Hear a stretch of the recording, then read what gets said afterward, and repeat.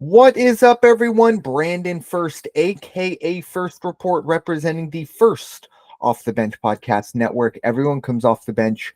We are First. Welcome into another edition, week 8 already, of the NFL Weekly here on the network, where we break down everything the NFL has to offer through kind of a betting lens. And with me, as always, my friend and co-host, Raider Jim Martinez. You can find Mr. Martinez at Raider Jim 1090. How you doing tonight, sir? Hey, I am doing great. We're still hanging on to the sunshine out here in San Diego, so I'm a happy guy. I get to go outside and sit in the sun for a few minutes every day while I'm trying to read my phone and see what's happening in the world of the NFL, see what's happening in the Major League Baseball playoffs, and let's see what the ponies are going to do next week right up north at their crown jewel of racing on the West Coast, Del Mar Thoroughbred Club for the Breeders' Cup.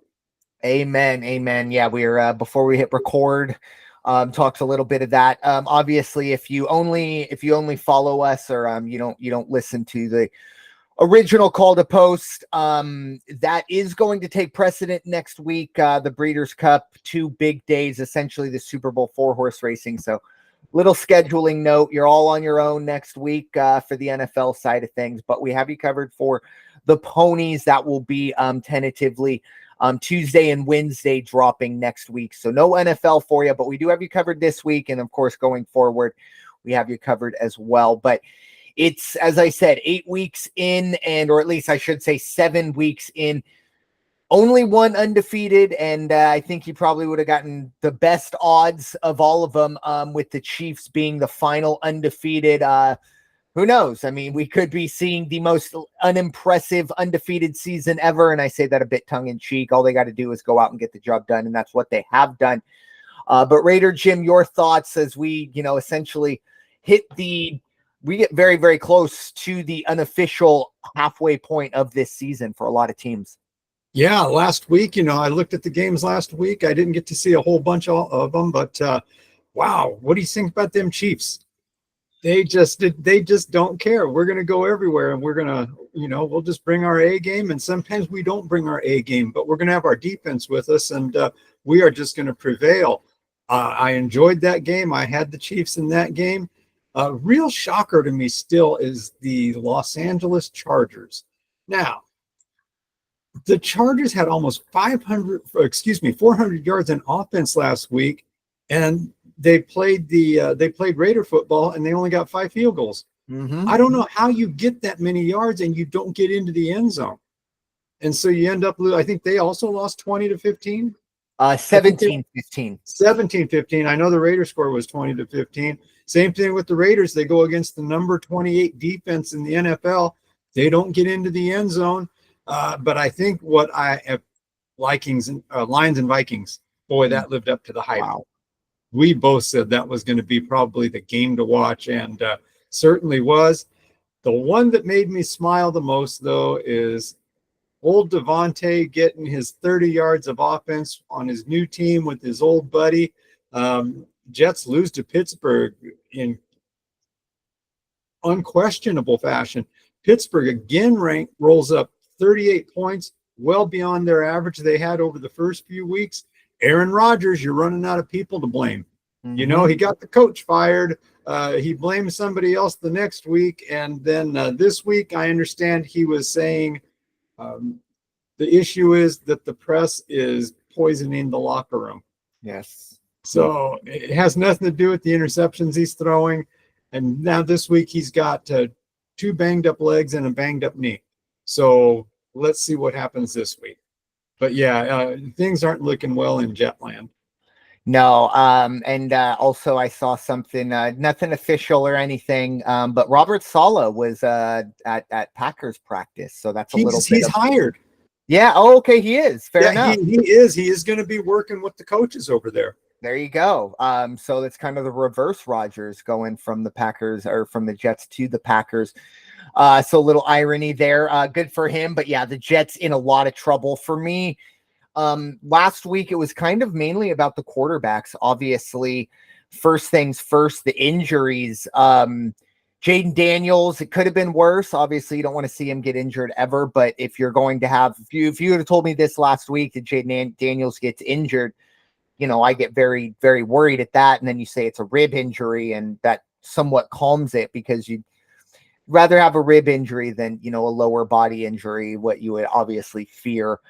He's going to be week to week. We'll see how that goes.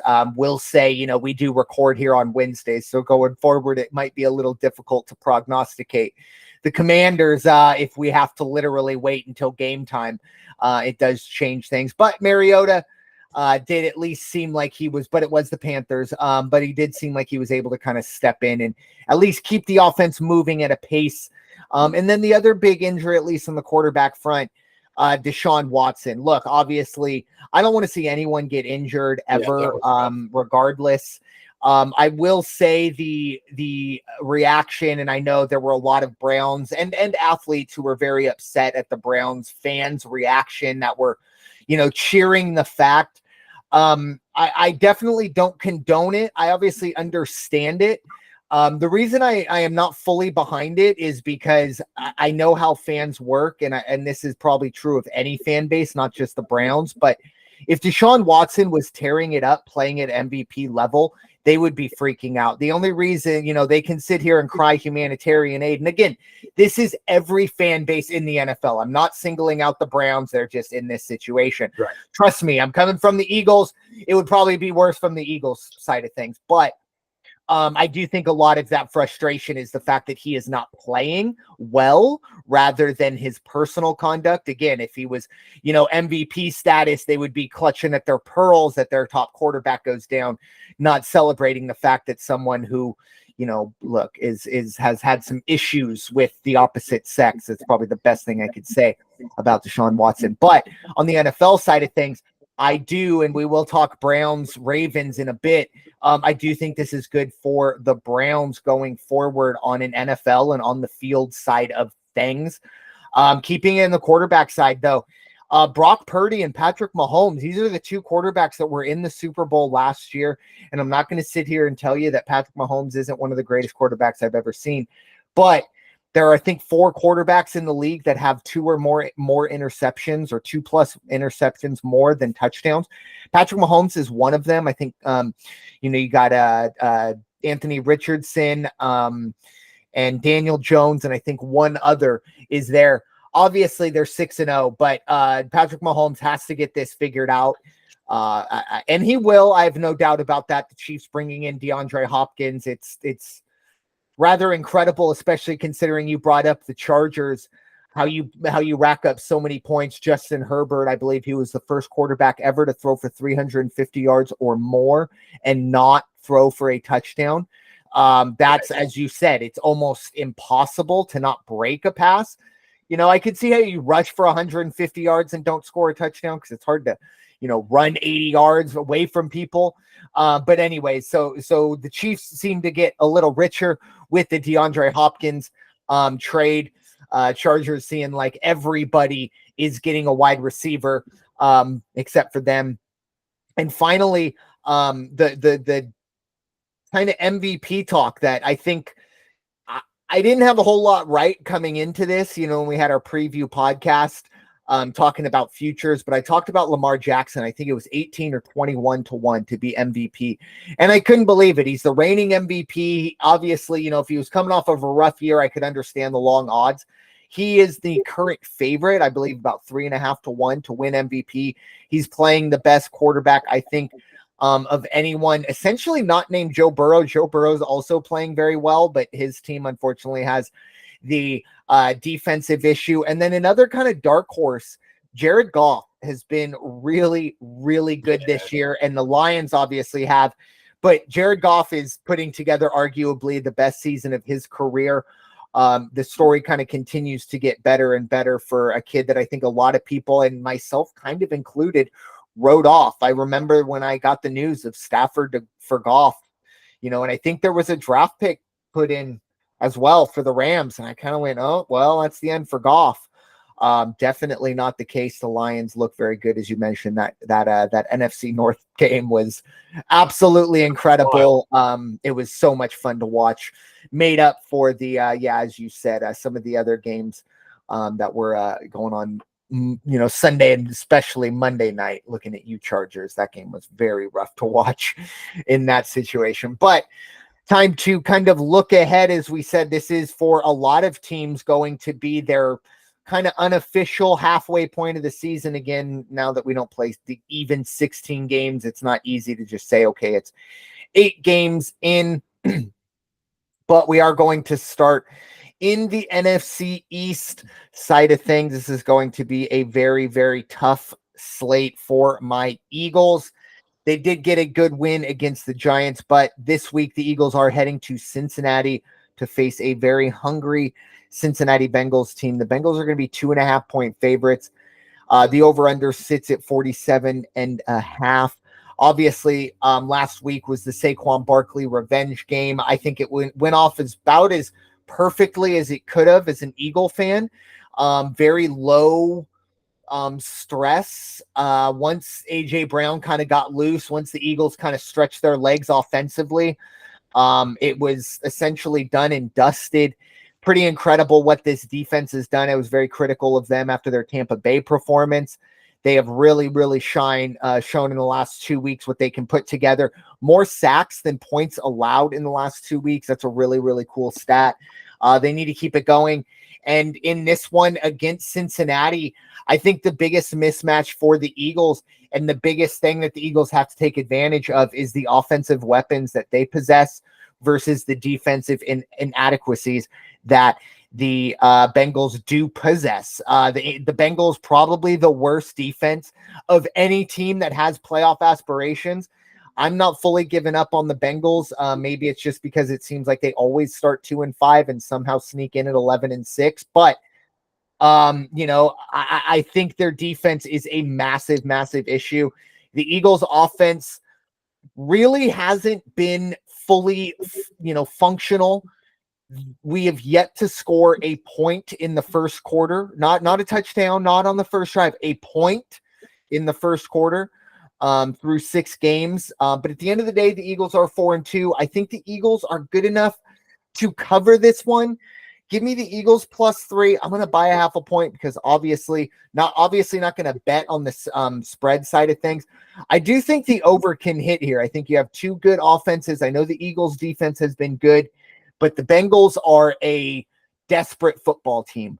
And at home, there's going to be a lot of pressure on them. I think they do get the job done, and they put some points on the board. It's just a question of whether or not the Eagles offense shows up. And Jalen Hurts has been good, not great. He's not turned the ball over the past few weeks. That's all you can really ask out of him. But yeah, if as I said, for the sake of the podcast, give me the Birds +3, buying a 0.5 point, and over 47.5. Raider Jim, your thoughts? Birds heading to Cincinnati. Yeah, I scratched my head at this one. I scratched my head at a lot of these games the first 8 weeks of this season. Cincinnati at home, I get it. So you get the 3 points, and you're not that good even though you're at home. So you only get 2.5 points. They're still not that good. I'm sorry. They played the Browns last week, and they only beat them by a touchdown. And that's when they had, Cleveland had the quarterback issues during the game. And all they could put up was 21 points. That didn't make me go, uh-oh, here they come. It just made me say, they're as mediocre as I thought they were 2 weeks ago, 3 weeks ago. Eagles, on the other hand, that was a fantastic game. I thought they just went in. It's like, we're not here to bully anybody or to show up anybody. We're just here to execute, play football, and watch what we're going to do. And wow, what a nice game they put together. Philadelphia, the defense, it's defense on both sides of the ball. Philadelphia's defense is just that much better. And Cincinnati's defense, as you already said, is awful. I think Philadelphia continues with what they did last week. They're going to control. They're not going to make mistakes. They're not going to have turnovers. That's what's going to really separate them. I also like the Eagles +3 on this one. I'll also take the 0.5 point. but I don't think we're going to see over 47.5 on this one. I might take a half point and go under 48, but I think they're going to shut down. If you could only put up 21 against the Browns, you're not going to get that much luckier against the Eagles. Yeah, it's going to be a very, very interesting game. And, as I said, with the Eagles, the NFC is kind of their oyster right now. Obviously, you need to take care of what's in front of you, and this is a big one. But the turmoil of, the teams that I thought, 3 of the 4 teams that I thought we were going to really have, or 2 of the 3 teams, I should say, that I really thought we were going to have to battle with seem to be in a lot of trouble with the Cowboys and Niners. And then the Lions obviously look really, really good, but with the Cowboys seeming to not be a factor, and even with Washington might having to kind of ride the quarterback week to week train, that roller coaster, Eagles have kind of a situation where through all the drama of 7 weeks, they can just kind of take a deep breath, look around, maybe hit the reset button and go, okay, let's take care of what's in front of us, forget about what's happened in the past and try and win a division. I think it's very, very possible. I will say one thing that I did absolutely love. Saquon Barkley, I think he was 13 yards away from his career high. Nick Sirianni essentially said, hey, look, I'm taking all the starters out, but if you need me, I want to get you 14 yards. And Saquon Barkley, his exact words were, let the young boys eat. So I think he's probably also had enough of that turf. I think he knows what can happen over 14 yards, but I also do think it shows that he knows that last week was about the Philadelphia Eagles as much as I wanted to make it about Saquon Barkley, and we all wanted to make it about Saquon Barkley. To Saquon Barkley, that game was about the Philadelphia Eagles, and that's why he's a leader. And I think we're very, very fortunate to have him going forward. Very, very good to see him. Although I will say, as someone who was holding a ticket plus 300 to get Saquon Barkley 2 touchdowns or more, that tush push.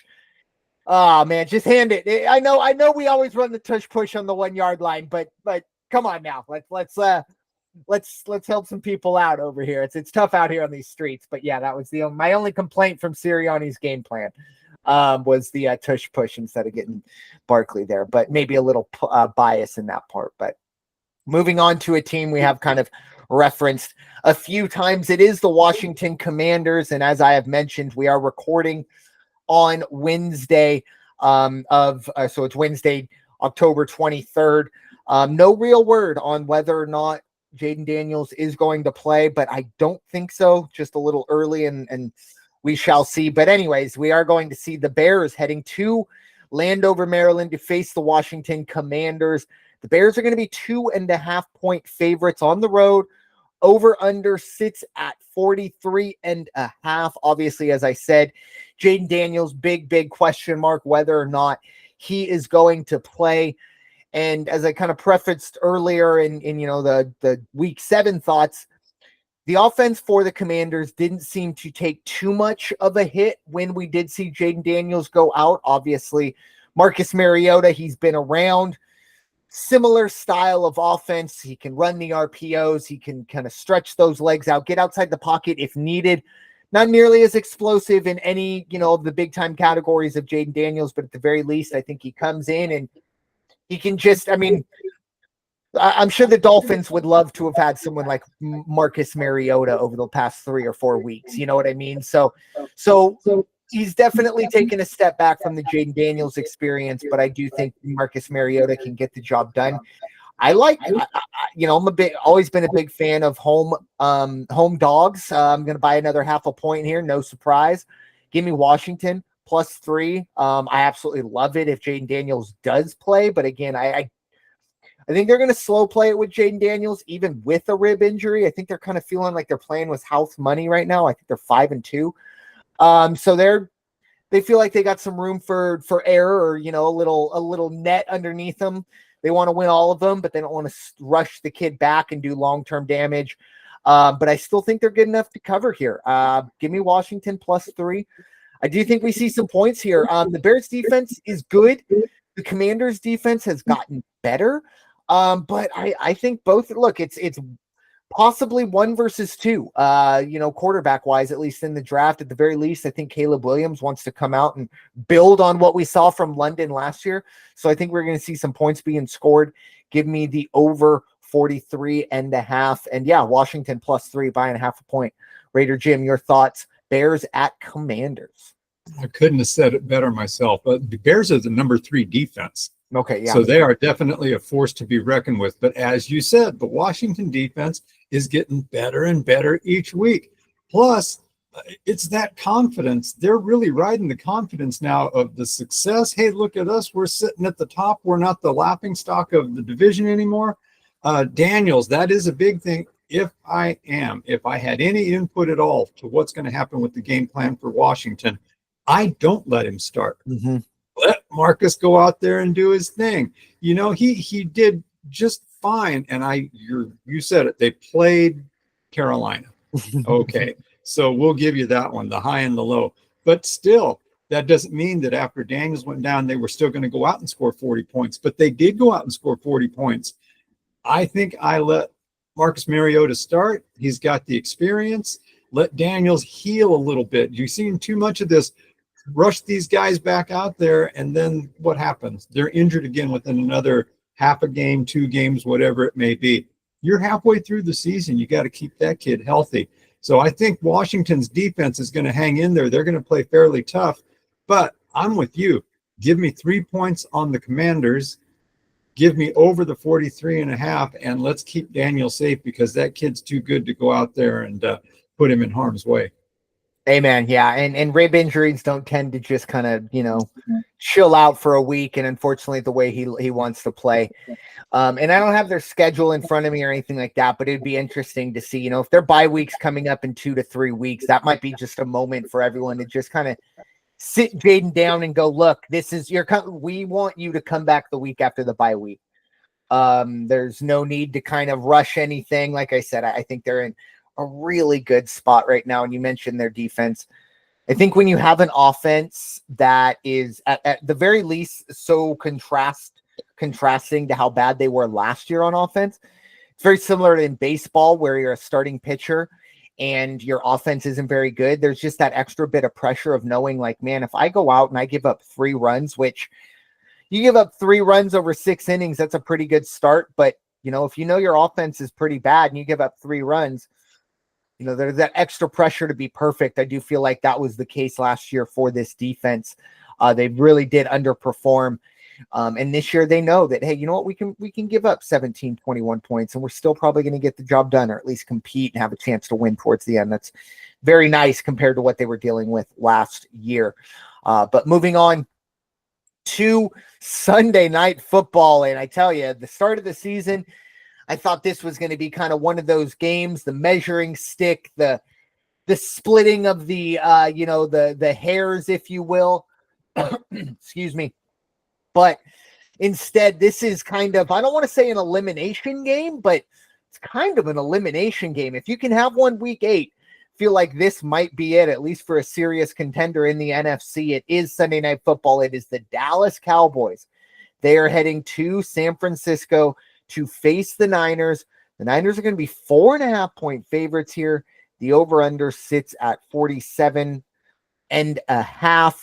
The question whenever you are dealing with the Niners these days, at least, is whether or not we are going to see Christian McCaffrey. Doesn't seem to be the case. Like I said, it's Wednesday. I feel like we would have had to hear at least some sort of rumblings about that. Haven't. And the Niners have been very vocal about the fact they're not going to rush him back. The Niners are kind of in a tough spot right now. I think their division still, they feel okay. Obviously, the Rams and Cardinals don't really seem to be a big factor, and the Seahawks are good, but I still think the Niners feel like they're, in a better spot than maybe that record will say. The Cowboys, on the other hand, I think the Cowboys are in full-fledged panic mode. And they're watching teams like the Bills. They're watching teams like the Chiefs go out and get better at the trade deadline, or at least through trades. And the Cowboys are not doing anything there. They haven't done anything in the offseason. They waited until essentially think it was like 2 or 3 hours before week 1 to sign Dak Prescott. Like like this stuff, maybe it worked in the 90s, Jerry, but it's not working now in terms of this game. Until Dallas shows me something else. And the biggest problem I would say with Dallas is their defense is the biggest problem. It used to be, hey, you know what, their offense sputters at times and this and that. And, you know, maybe their defense stubs their toe and it all kind of turns into its own little bleep storm all at one time. But this time the defense is just a sieve. They are giving everything up. Arguably the worst defense in the league. Maybe Cincinnati has a bit of an argument there, but until Dallas proves me wrong, and I know Brock Purdy has not been good, but I think he's able to get the job done here. 4.5 is a lot. I'm going to buy a 0.5 point. Just get me to -4. I'm still feeling not great about this. I also do like the over here. Again, Dallas's defense is not good. And I think this Niners offense, at the very least, Kyle Shanahan can scheme up 24 to 28 points against bad defenses. And I could see 20 coming out of Dallas on their side of it as well, because as much as I kind of sit here and poo-poo on Dallas, they understand this is pretty much a must-win. Much more of a must-win for them than the Niners. They're going to be a desperate football team. I do think we see some points being scored. So give me the over. But Raider Jim, your thoughts. Sunday Night Football, Cowboys at Niners. Yeah, Cowboys are in a real state right now, as you said. And wow, it's not getting any easier. Although their success has been on the road this year. Mm-hmm. They're not doing well at home. They don't like daddy's house. So they do better when you take them out and let them go to the neighbor's yard and play. So who knows? Maybe they'll put one together this week, but I don't think they will, because I think San Francisco is coming out to make up for what happened last week. My only concern about Brock Purdy was, and again, you contrive things, you make up things. I like the kid. I want to see him succeed. I wanted to see him do well. But when he threw that pick in the end zone when they were driving, you saw that look in his face like, is that in there? Is that between the ears still? Or has he let go of it and he'll be fine? Hopefully he's going to be fine. Deebo Samuel, is he going to have Deebo back? Deebo tried to go out and play last week. Then they sent him to the hospital because he had pneumonia, for gosh sakes. So hopefully, they said he was discharged. They were going to try to get him, light workout today. I don't know if they did or they did not. But, if his lungs get cleared and he's out there, watch out, because they will light things up against that Dallas defense, because they are not. There's no more Hollywood Hendersons in Dallas. Just not. There isn't. And their offense, hopefully their offense shows up and the offense keeps them in the game. Like you, I would just as soon take the 49ers with 1/2 point less and give me 4. So San Francisco -4. Over-under's the tough one, because I have a feeling they're going to shut down Dallas. I'm thinking back to Dallas getting blown out a few weeks back. So give me another 1/2 point, keep it under 48. So 49ers -4, under 48. And Sunday Night Football, boy, there was a day when this game would have just been must-see TV. Now it's just like if one of the World Series games is playing, that's probably what I'm going to watch. Yeah, it's almost a train wreck effect. You just kind of, at some point, like someone's going to be in it. There's a fan base, a large fan base that's going to be having a rough Sunday night when this one's all said and done. It's going to be really fun. Look, Deebo out of the hospital. He could play on Sunday. And I didn't mention it, but really big news, or at least big loss for the Niners, is Brandon Ayuk out for the year. It was an ACL or MCL. I think it was ACL. So that's going to be a real tough one. And Ricky Pearsall, who, has had his own injury issues. He was shot in the chest. I think 3 or 4 months ago on the streets of San Francisco. And they tried to rob him. Yeah. And look, this certainly, my watch isn't a Rolex, but hey, it is what it is. A very tough man. That's what I'm going to say to him. Don't know if it was the smartest move, but at the same time, we all have our principles. I'm not going to judge another man on their principles, and he stood his ground. So I'm glad to see him back on the field. Obviously, great to see him up and ready to roll. And I think it was week 4. He was on the sideline in his street clothes, and he was wearing the aforementioned watch. Like I said, maybe not the smartest thing in the world, but pretty badass. You got to call it like you see it. But moving on, 24 hours after that Sunday night football matchup, all eyes will be on Pittsburgh, Pennsylvania for the Monday night football matchup between the New York Giants, the Pittsburgh Steelers. A lot of big lines on the board that we're going to be breaking down really the next 4 or 5 games that we dive into.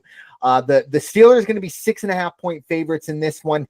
The over-under are going to sit at 37. Obviously, the Giants, it's not.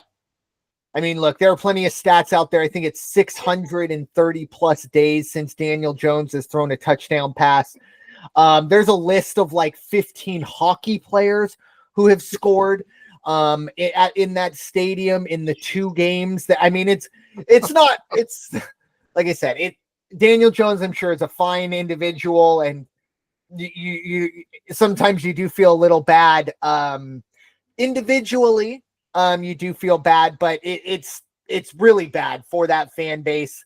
And you know, that fan base couldn't deserve it more. Let's just be honest. Not a big Giants supporter over here, and they're heading to Pittsburgh, a team that I don't know if they flipped a switch last week, but I certainly think that they figured something out to where Russell Wilson probably, and again, I think it's a little early to say he's, you know, giving the chef's hat back and say, oh, Russ is cooking all over again. But my goodness, he did look good in that second half.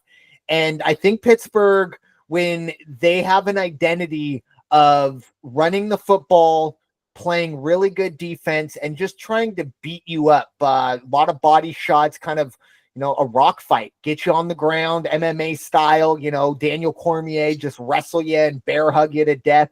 That's what Pittsburgh wants to do to you.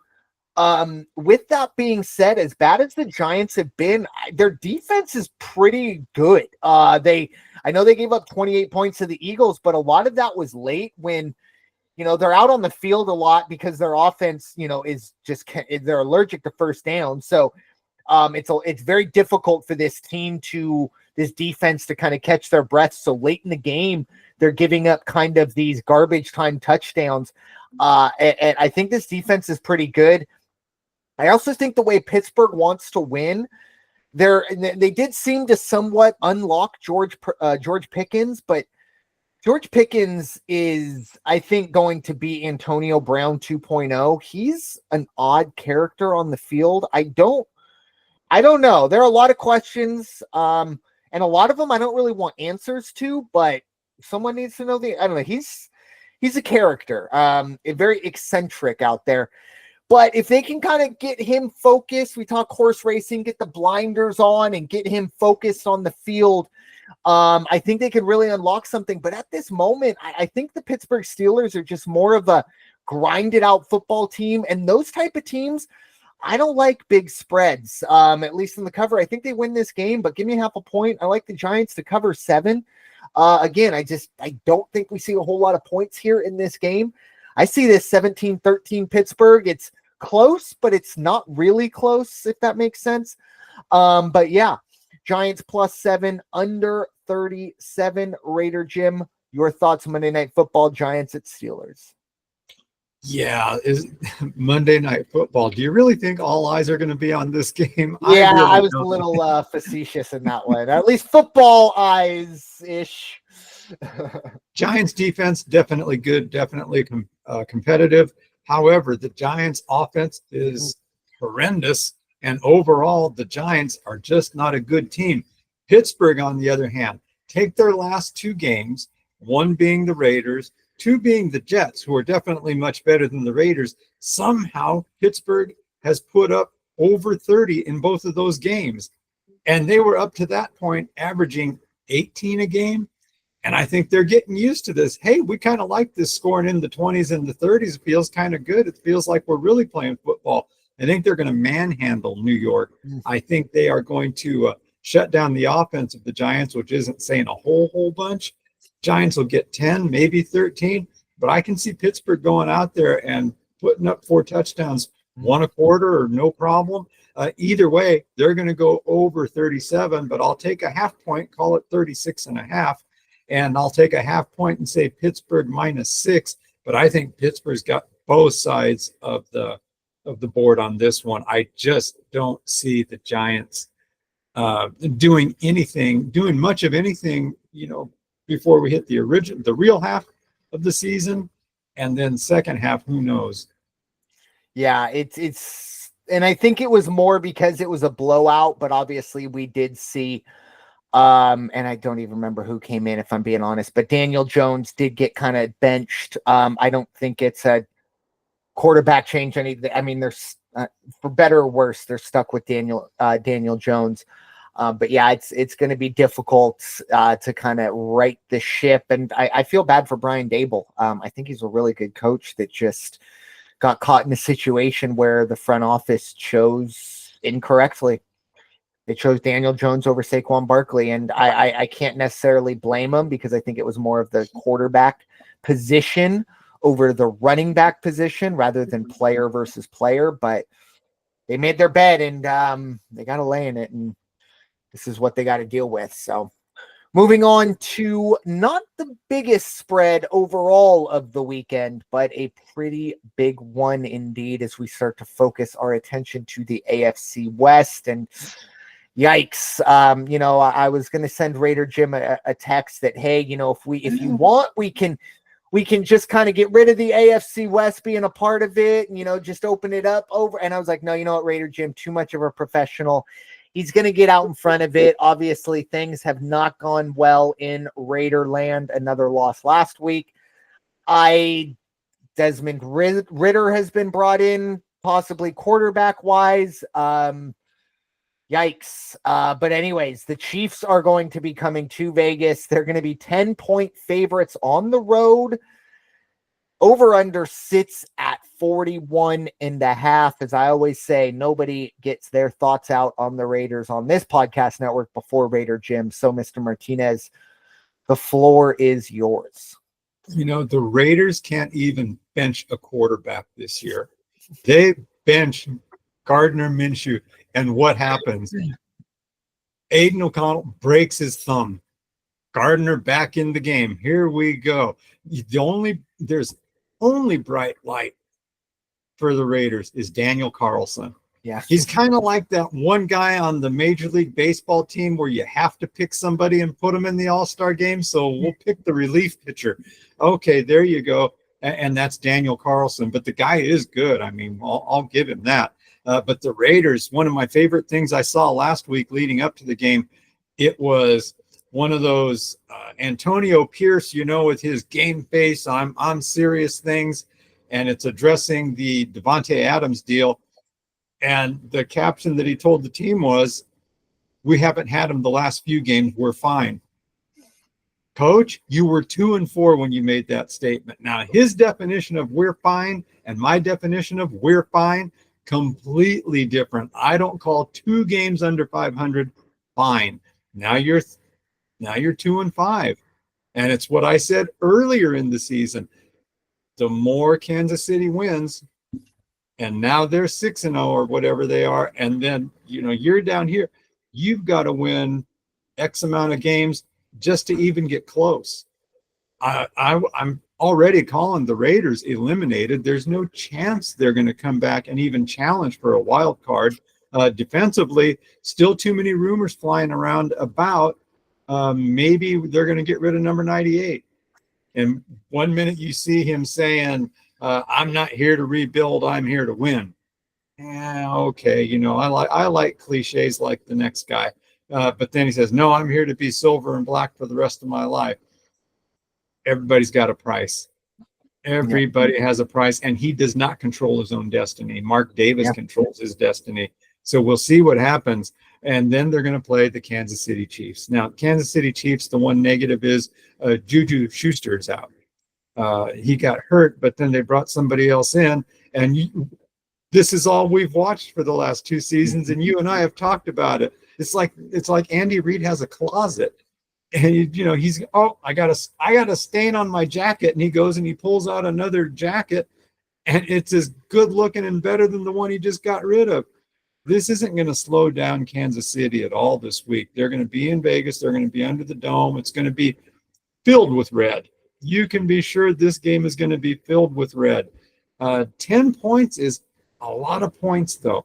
The only thing I like as far as that spread goes is, and like I say, no apologies, and I'm always going to be honest when it comes to the Raiders. I think Mahomes is 6-0 against the Raiders. I don't see that changing this weekend. Are they going to win by 10?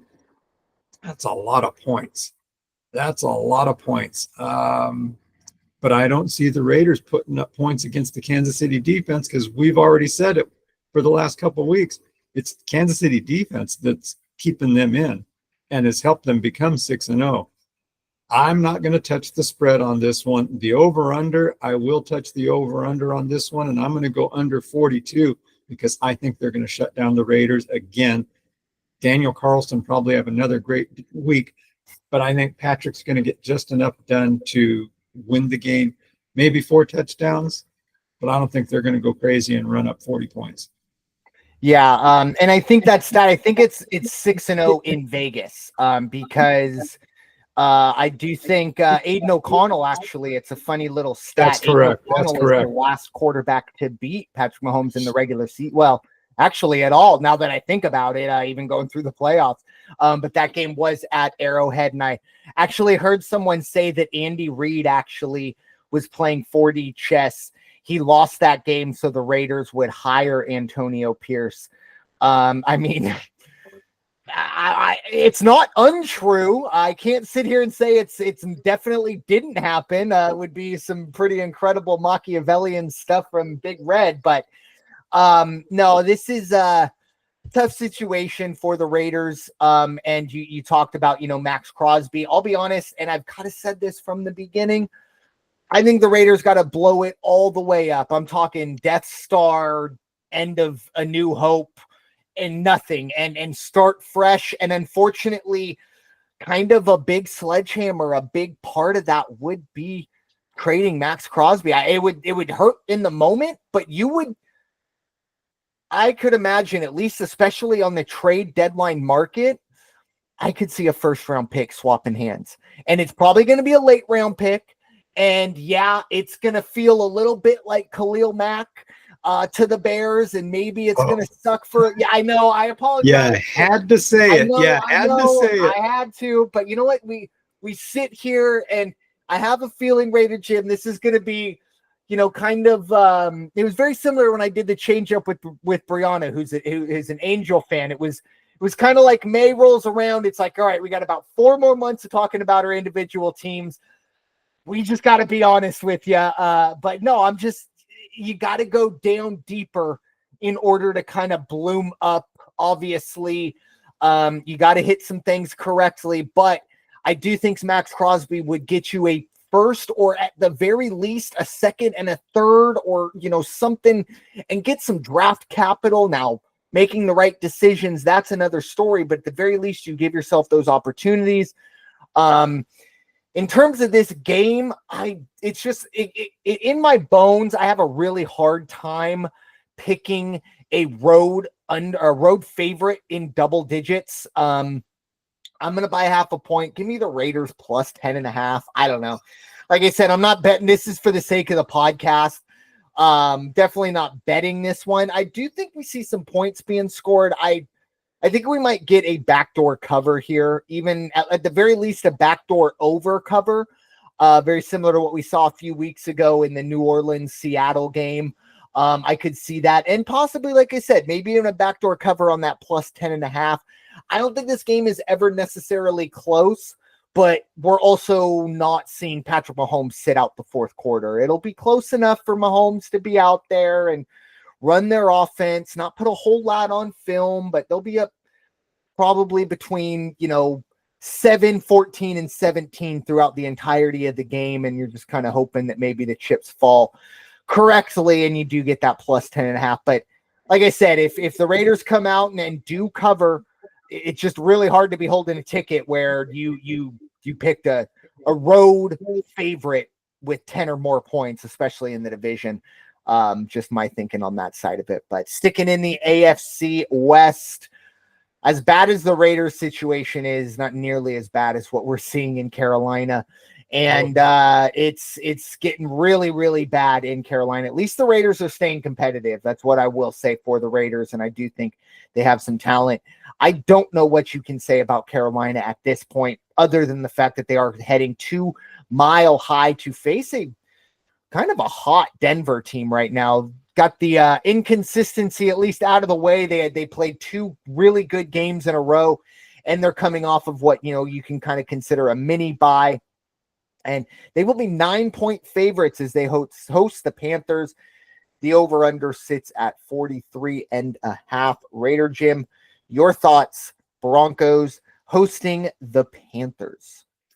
Best thing that happened to Carolina this year was when they brought Andy Dalton into the game. At least he put points on the board. At least he kept it looking like they were playing football. Now he's not even going to play. Mm-hmm. There's a chance he's not going to play this week, and I do hope that he and his family are okay. I know he had the car crash. He couldn't car accident, and he wasn't able to practice. I don't think that he even practiced today. And boy, if that's the case, it doesn't look any better for them. It was wasn't it last week they gave up the 40 points to the Commanders? Yeah, they did. Without Jaden Daniels as well. Without Jaden Daniels. And at one point, I think they let their hot shot kid that they benched, they let him take 2 snaps, and he ended up with -2 yards. Yeah, so, that's not good. On the other side, let's keep it positive. Watch out for Bo Nix. This kid is figuring it out. He's like, okay, it's football. It's football like I played in college. Different uniforms, little bit caliber, different talent, but not much. But I don't need to be this young kid who needs to be polite and say, excuse me. I'm just going to go out there. It's my huddle, my calls. I'm going to execute. Denver's doing the right thing. They're not going to be barn burners this year, but they're going to be competitive. I'm okay with 9 points on this one. I'll take a half and make it 8.5.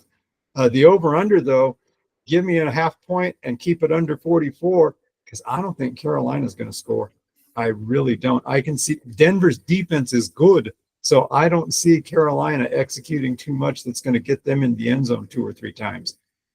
Yeah, this is one of those games I think certain players look at and just kind of go, okay, this is a game I can pad some stats. Obviously, you want to win, but you're gonna maybe do some extra stuff. You're gonna maybe, because at the same time, you kind of need that in order to get up for this game. Carolina, if they hadn't won a game by this point, if they were 0-7 or whatever, 0-6, whatever they would be staring at. I know they've won a game, but if not, we would be talking about this team up there. I mean, there's a very good chance they don't win another game. Now, you brought up, at least Andy Dalton was, back in the lineup, or at least that was the best thing that happened to him.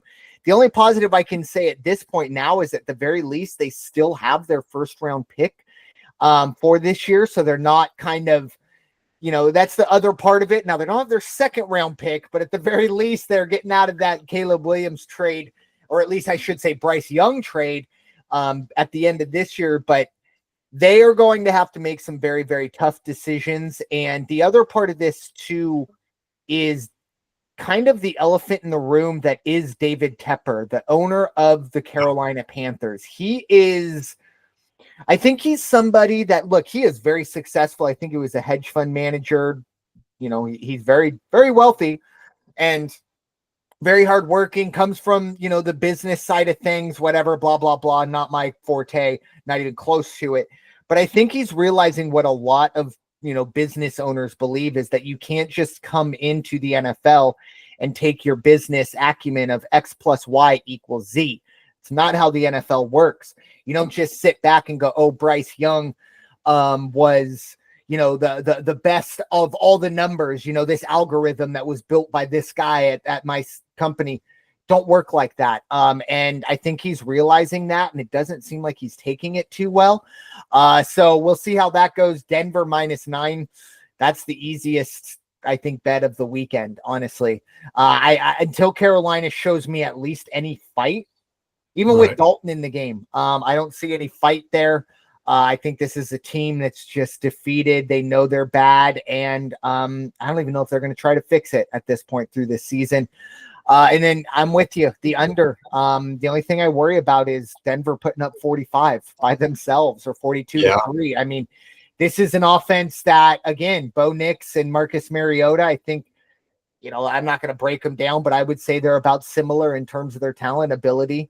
And the big issue for Denver has been the weapons. They've been able to kind of piece some things together and get the job done. I think they get the job done here again, no problem. And we definitely stay under. So another AFC West versus NFC South matchup, and another team that, for the Saints factor, man, 2 weeks into this season, we are going, is Dennis Allen finally figured it out? Well, spoiler alert, no, he has not. They have not won since they lost to the Eagles. They started 2-0. They are now 2-5. Saw the paper bags on, I think it was Thursday night, even Alvin Kamara talking about the fact that he's never seen the dome clear out as quickly as he did. And he did kind of clean that up and say, and I don't blame them. But the Saints, they're heading to LA to face the Chargers. Chargers are going to be 7.5-point favorites in this one. The over-under is 40. Raider Jim, your thoughts, Saints at Chargers. Yeah, did Dennis Allen figure it out? And it's like, oh my God, is Derek Carr going to have a all-star season? And then oblique, and down he goes. And I'm going to be honest with you, even when he went down, I thought that's okay. They're still going to be okay. I can't believe the impact it has had, him not under center. And I'm sure there are more. I don't know the internal workings of the Saints that well this year, but I was just like, that can't be the only thing that's going on here. But wow, yeah, dropped 2 big ones after that, and they're not looking good at all. On the other side of that, I started out talking about how do you do 400 yards and you don't get into the end zone. So for that being the case, and the Charger offense is actually, I think they're they're 26 or 28 right now. I mean, it's not Dan Fouts, and it's not Phillip Rivers, that's for sure, which is too bad because Herbert's a good kid. He's a good quarterback. I can't wait till he's wearing silver and black. I'm just throwing that out there. Just throwing it out there. Hey, that would help. That would, yeah, that's for sure. But this week, New Orleans coming in, they got nothing to lose but to go all out against these guys. Now, I will say St. Louis wasn't that successful offensively against the Chargers. But there's just something about the Charger team where they're inconsistent, or they're not playing like the Chargers usually play. And I think it is a matter of consistency. I like the Saints to cover at 8, +8 on this one. The over-under, that's going to be the interesting thing. Is it going to be the situation where we get down to 24-20? I don't know if everybody's going to put that kind of points on the board. But the Chargers, when they get hot, yeah, they throw up those 27 points by the third quarter. That's great. I'll go 0.5 point on that and go over 39.5 on the over-under. But give me the Saints +8 in this one. I think it's going to be an interesting game. I agree. You kind of hit the nail on the head with the Chargers' offensive woes. You're going to sit here and tell me the Chargers are 7.5-point favorites, and obviously 7 is synonymous with touchdowns. This is a team that essentially dominated the Cardinals and lost by 2. Maybe they dominate the Saints, but are they going to score touchdowns? I don't know. And we'll see how that goes going forward. Now on the Saints side of the ball, Spencer Rattler, he was in I think it was a Netflix show or whatever, but it was one of these docu-series of following the top high school recruits their senior year in high school. And I think it's just the way it's produced. And it's also, look, you're a top quarterback in high school, your senior year, you're going to have a little bit of an ego on you. But he didn't come off terribly likable. Ended up going to Oklahoma and ironically ended up losing out to the starting job. Spencer Rattler was, this super recruit, and ended up losing out to Caleb Williams. Ended up having to transfer, kind of bounced around a few places. Was the Saints talked about, we might have found the best quarterback in the draft. I think he was a 4th, 5th, 6th round pick. I bought a little bit of that Kool-Aid. He definitely has the size and maybe the intangibles, but I tell you what, might have been some of the worst highlights you can put together last week against Denver. I mean, we're talking about some real clown stuff, like really clown type plays out there. And, he's going out there and he's trying to make plays. I get it. But when you're trying to, you're running into your guard, you're fumbling it, you're picking it up, and then you try and throw it and you whiff on it and it turns into a scoop and score. It just doesn't look good. Again, with that being said. Is he like the second coming of Johnny Football? It's very similar to that, and I think Johnny Football is the biggest thing. The talent was there. He just didn't give a crap. He's just out there partying until 4 a.m. Yeah. The talent's there. I don't think that's the issue with Spencer Rattler, Ratliff, or I don't even care. But it looked bad. And I'm not saying that's what we're going to get out of him, but if that is the case, that is a bit alarming. With that being said, the Chargers have, again, their own issues. Can they score a touchdown? You're not going to cover a 7.5 point spread, I believe, kicking field goals. So give me the Saints +8. And I agree with you. Until any of these offenses kind of show that they can put 20 or more up, I think you have to take the under on this one. It almost feels like a trap with 40. I think there's a really high number. I think the Giants Steelers game was, I think, the lowest number. And I think you could very easily switch these. And I still might go under 37 if that was the number here. So I really like under 40 in this one. But final game we will be talking about, it is the Baltimore Ravens, one of the hottest teams in all of football, not named the Kansas City Chiefs. They're heading to Cleveland. They're going to be facing the Browns, the Jameis Winston-led Browns. This line did move. It was, I think it opened at 10.5. It is now down to 7.5. A lot of that is Jameis Winston has been named the starter. Obviously, Deshaun Watson, I think it was an Achilles. He is out, for the year. So this is Jameis Winston's team. Oddly enough, last week, Jameis Winston was the emergency third string. He ended up getting in, but that was after Dorian Thompson Robinson was injured as well. But Jameson is going to start here. Raider Jim, your thoughts? Baltimore at Cleveland, big one for Jameson. Yeah, I actually had Tampa Bay covering the spread against Baltimore, and at the big, game started, and I'm watching this. Oh yeah, there goes Baker. He's doing his thing, and then all of a sudden, Baltimore flips this switch. It's like, oh my God! I mean, there's part of me that says, yeah, but now maybe the change in personnel in Cleveland is going to be enough. They're at home. Maybe they're going to feel like, okay, let's get real competitive here against this one. I don't know if they can cover 10. I don't know, not even with my half point I like, not even 10.5. Over under 43, that's the other thing. I think Baltimore is going to go out and roll up 38 points. No problem. Again, as much as this is tough. Baltimore's on a real roll and making statements week in and week out.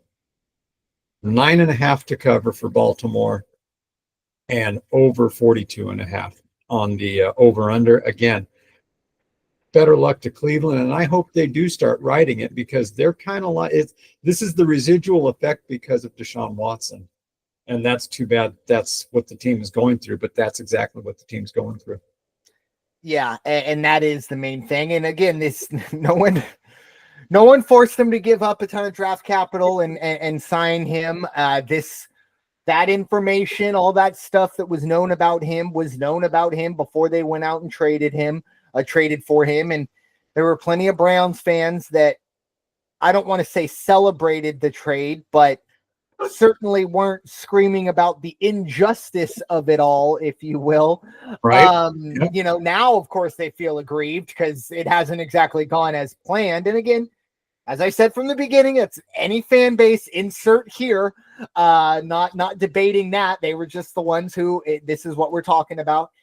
I do think this game being in Cleveland, I think, is enough of a bit of a spark plug for this franchise. Jameis Winston is not the greatest quarterback you'll ever play with, but he might be, at least from the outside, it looks like he might be the greatest teammate ever. I mean, last year, he essentially was cut from a football team because he faked a kneel to get a teammate a bonus.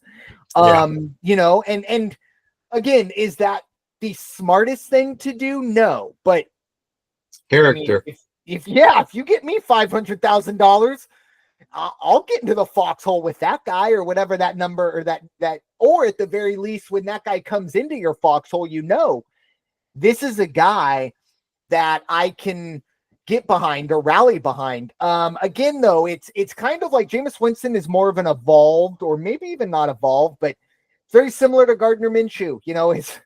You're gonna be in some really, really fun situations, and you're gonna be in some really not fun situations. But I think we get a nice Jameis bounce back in this situation. I think Cleveland gets the job done. I think they're able to cover. As I said, if the number being 7.5, I do like that a lot. Plus 7.5, just to kind of make sure that, we don't get that, lose by a touchdown, still feeling okay there. Baltimore has been very, very good, but at the same time, I think Baltimore, I don't want to say they're going to take Cleveland lightly, but I don't think we're going to see, Derrick Henry get 30 carries against Cleveland. It's going to be a situation, but I do think we are going to see some points being scored. As I said, I think for Cleveland, in order for Cleveland to cover, Cleveland's going to have to score 24 points probably. And I think it's possible. Chubb is back, wasn't a massive factor last week. But they're going to slowly get him back into things. But that's a huge positive as well. I don't know. I just think this is kind of a Cleveland maybe takes a deep breath. That locker room just kind of goes, okay, we don't have this air over us at the moment anymore. And I think that helps. But the drama's gone. Yeah, exactly. And that's the main thing. And to be honest, the Cleveland players all said the correct thing. Well, I don't know if correct things or the right word, but the diplomatic things. And Myles Garrett, bless your heart.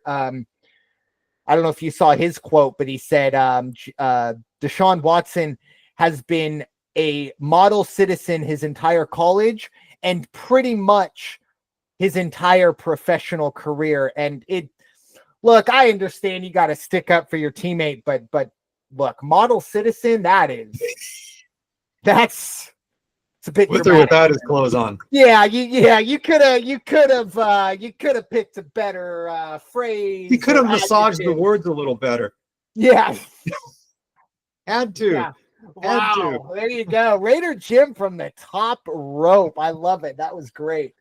Yeah, that's very, very interesting soundbite. So at the very least, it's not like he totally lost the locker room, but I think it does kind of get some pressure out of there. So those are the 8 games we're going to really dive into. There are, let's see, I think it was 6-7 other games to break down as well.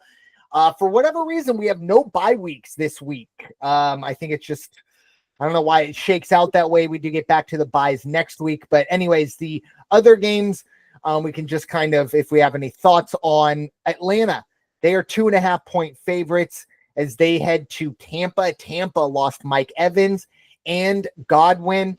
That was a really tough loss there. But Atlanta, 2.5-point favorites. Over under is 46 in that one. Arizona, they will head to Miami, and it does look like we are going to see the return of Tua without the Guardian cap per him. 3 is the spread. The over under is 46, and that's 3 for Miami. That's an interesting one. Green Bay, heading to Jacksonville. They're going to be 4.5-point favorites. The over-under sits at 50.5.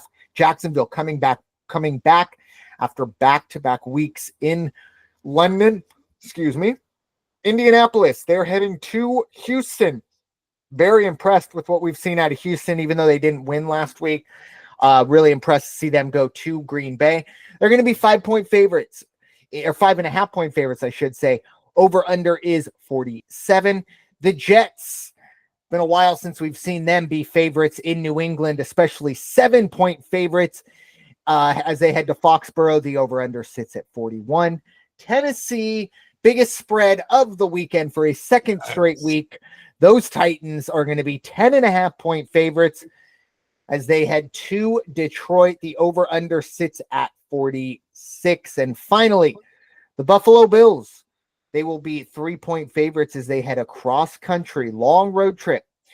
They head to Seattle to face the Seahawks. The over-under is 48. Raider Jim, any thoughts on those games? You know, that first one you mentioned, Atlanta -2.5 on the road at Tampa Bay. Bo Nix, my new favorite kid on the radar. Bo Nix and the Broncos they beat the Saints. Excuse me. I just looked at the wrong game from last week. I almost misspoke, which isn't really something that I wouldn't normally do. I always misspeak. But what did they do last week? I'm looking for Tampa? Atlanta. Yeah. I seem to remember that they did not have a good game. Yeah, I think they lost. Oh man, it was one of the games I picked too. Maybe that's why. But they lost to the Seahawks. The Seahawks. Yes, there it was. Took them to pieces, 34-10, I think, or 34-14. I'm sorry. I think that speaks to who the Falcons really are. So I like Tampa Bay in this one, bouncing back from a pretty good beating that they got, from the Ravens. And I do like the over in that one, but I just don't understand the 2.5 on the road for Atlanta. Arizona, Miami. I don't even care who wins this game. I don't care what the spread is. I don't care what the over-under is. The whole thing for me is, and a man makes his own decisions. Yep. That's why we live in this country. I'm fine with that. But this John Wayne thing about no way am I going to wear a Guardian helmet.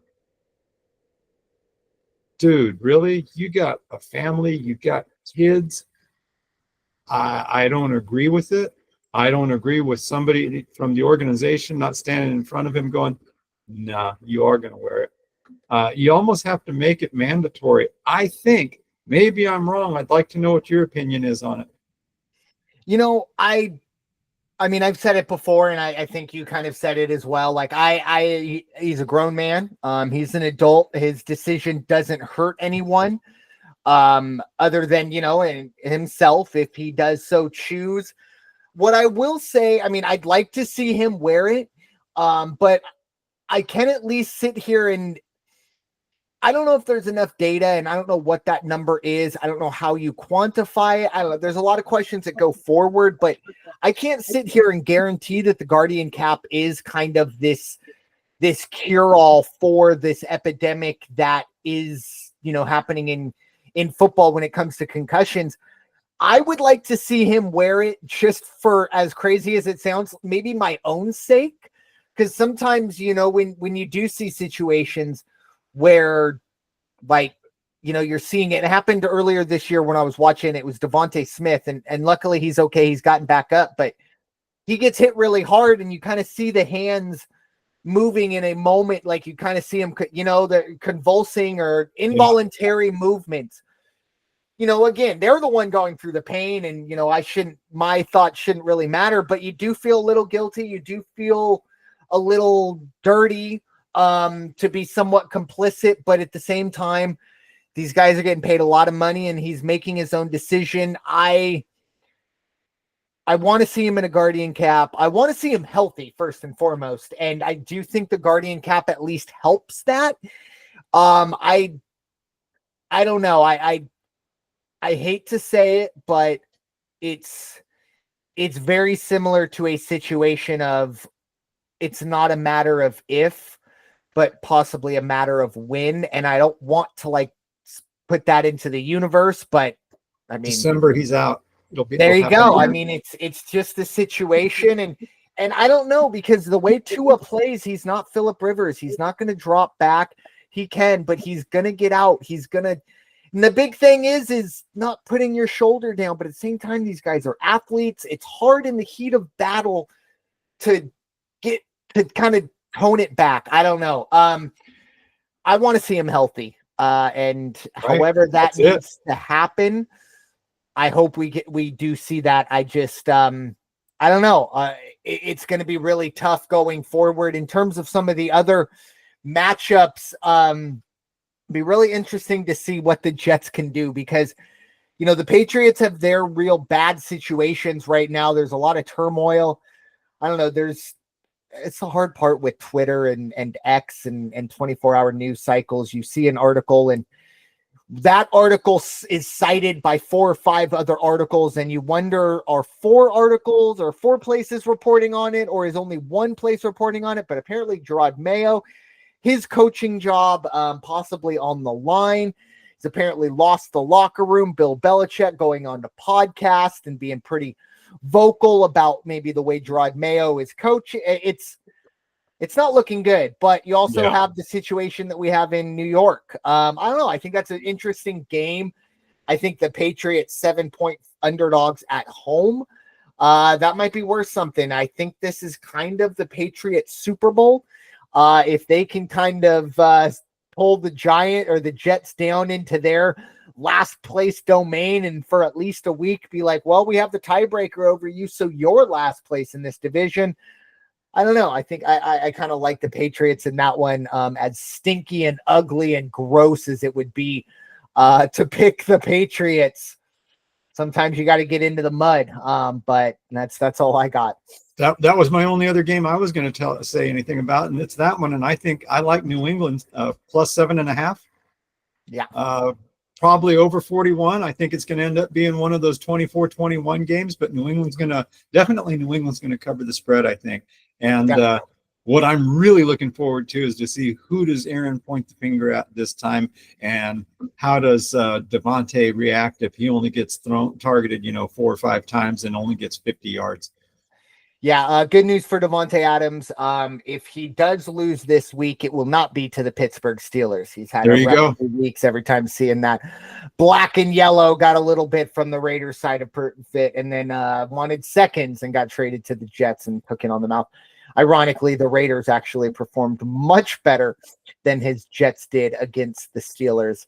Little nod there to my co-host. But Raider Jim, your final thoughts as we wrap up this Week 8 edition of the NFL Weekly.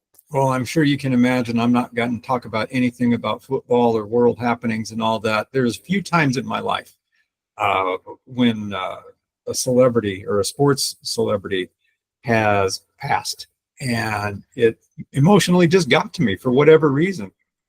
It was when Tony Gwynn passed away. It was when Muhammad Ali passed away. And it was when Jerry Coleman passed away. When I got the news of all those 3, I was somber. I was truly somber. And when my good friend Brandon sends me a text last night, and when you got to hear bad news, you always want one of your closest to tell you. There's a young kid down in Mexico, way down in Mexico. Dodgers send a scout down. They're going to look at a shortstop. And they never really talked to the shortstop because the scout got sidetracked because he's watching this kid strike out 12 people. Next year, they signed him. He did some time in Lodi, California, and then he came up to the majors, and all he did was win his first 8 games, including several complete games, and his ERA was just like something ridiculous. When it came right down to it, when you look at his records at the end of his career, mediocre numbers. He didn't have, 3 times as many wins as he did losses. But every now and then there's this magical character that comes along, and he was magical. Like I say, up to that point, there had only been 40 Mexican nationals that had been scouted and brought up. There were Latin ball players, a couple Cubans that made it. We had the Clementes, we had the people like that, the Luis Tians. But Fernando was magical and something special. And he brought something special to the Dodger organization, to the Hispanic community, and to the baseball community, the Latin community of Los Angeles and baseball. Everywhere he went, it was Fernando Mania.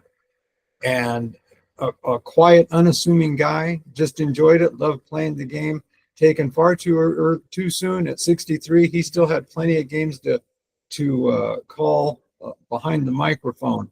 What a fantastic legend he was for Dodgers and the Dodger world and baseball in general. And he will always be remembered as that magical guy. And there will always be Fernando Mania. Fernando, God bless you. Thank you for everything, and be with your, may peace be with your family at this time and to the Dodger Nation.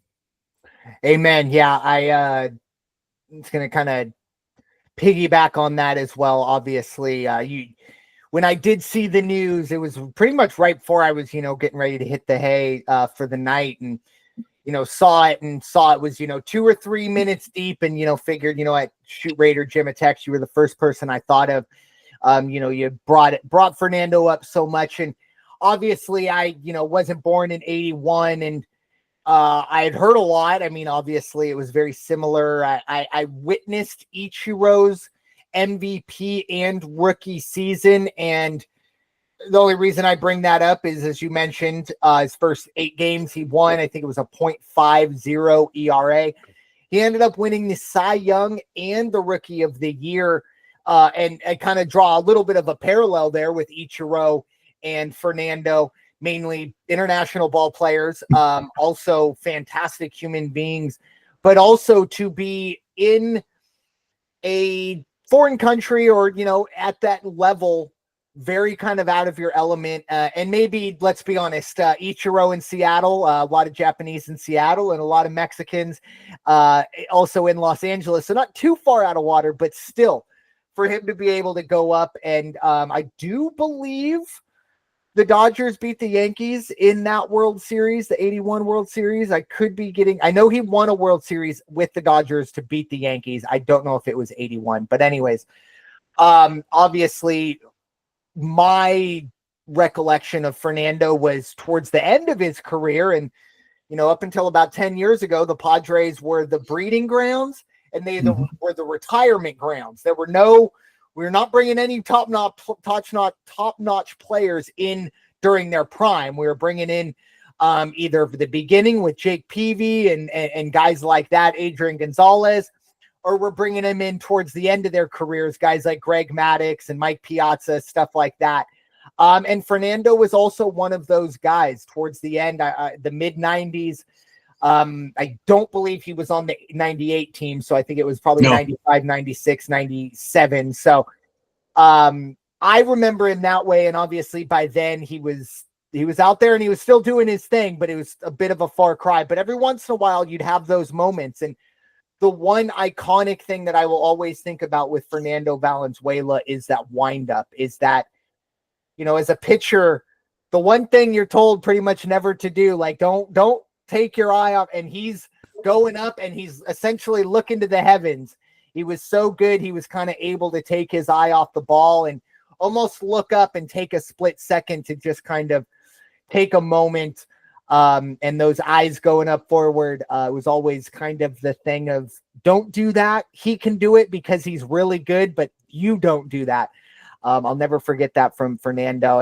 And as you mentioned, he was an absolute gem all the way up until far, far too soon passing. So all our thoughts and prayers to Dodger Nation, and as they get ready to, get ready for a World Series. If you're a believer in that, my goodness, put your money on the Dodgers. Yeah, exactly. I'm not saying that's a strategy that I would necessarily go with, but it's certainly a strategy. And him and Vin Scully, there's a great video out there. I believe it was the last time the Dodgers hosted a World Series game. Vin Scully went out, throw up first pitch, kind of had a little monologue about how he can't do it anymore and he needs a lefty. And Fernando came out and did it. I encourage you all to go check that out. And as always, that baseball team up in heaven, they got another one, especially a really, really good lefty. But what was that, Raider Jim?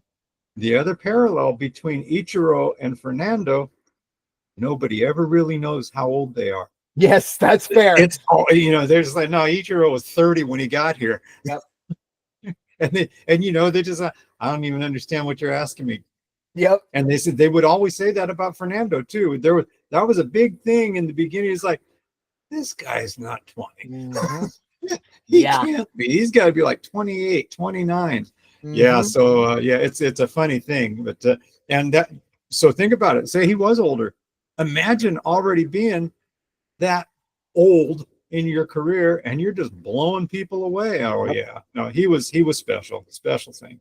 Truly was. But with that, thank you all so much for listening to this episode of the NFL Weekly here on the network, here on the First Off the Bench podcast network. Everyone comes off the bench. We are first. It is time for you all to go wash your hands and stop hating everybody. We'll talk to you all very soon. Take care.